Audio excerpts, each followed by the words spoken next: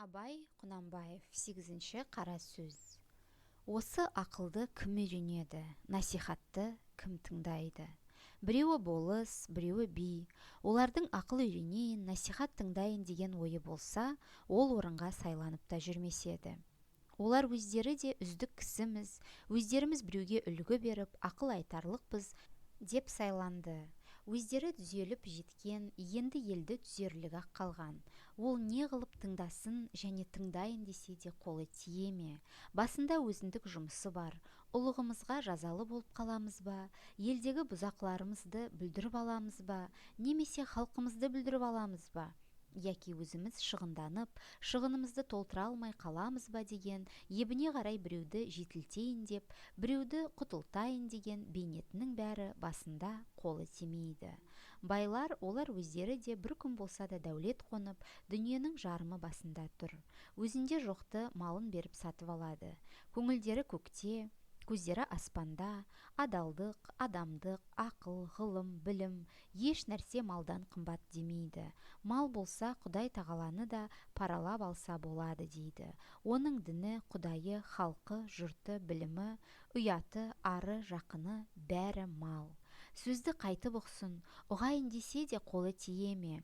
Ол малды суармақ, тойғызбақ, саудасын жиғызбақ, күзеттірмек, бақтырмақ, ұры бөрі, қыз, суық сұғанақ солардан сақтанбақ, солардан сақтарлық кісі таппақ, оның бәрін жайғастырып, аяғын алып келіп мақтанға орналастырғанша, қашан қолы тимейді.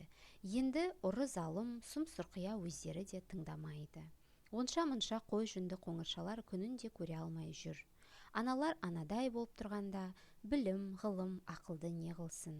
Және де білім, ғылым кедейге керегі жоқтаяқ. Бізді не қыласың? Ана сөзді ұғарлықтарға айт дейді.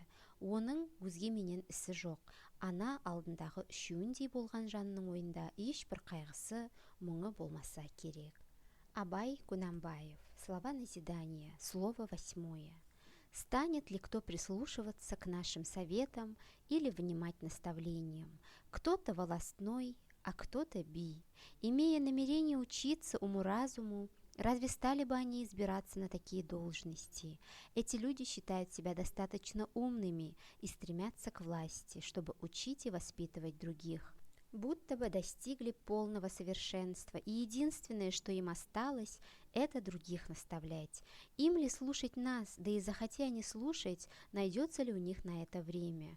Головы их заняты заботами, как бы ненароком не провиниться перед начальством, не обозлить вора, не смутить народ, не остаться в накладе, а найти выгоду.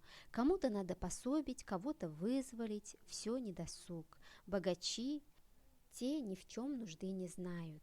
Пусть на день, но им дано богатство. Им кажется, что они владеют сокровищами чуть ли не половины мира, а чего им не хватает, то купят за скот. Взоры их высоко, а помыслы еще выше. Честь, совесть, искренность для них не дороже скота. Был бы скот, уверены, что можно подкупить самого Бога. Скот заменяет им все – родину, народ, религию, родных, знания. Где им прислушиваться к чужим советам? Прислушался бы, да времени нет. Надо скотину напоить, накормить, выгодно продать, от вора и волка уберечь, от холода укрыть, да найти человека, который бы занялся всем этим. Пока все уладит, утрясет, до похвальбы доведет, не досуг и ему. А вор, злодей да мошенник лукавый так или иначе никого слушать не станут. Бедняки, что смирение овцы, озабочены своим пропитанием. Что им советы, знания, учения, когда все это не нужно богатым? Не трогайте нас, беседуйте с теми, кто больше нашего понимает. Говорят они, будто если беден, так и знания не нужны. Им ни до кого нет дела. Имея то, что имеют другие, они и горя бы никакого не знали.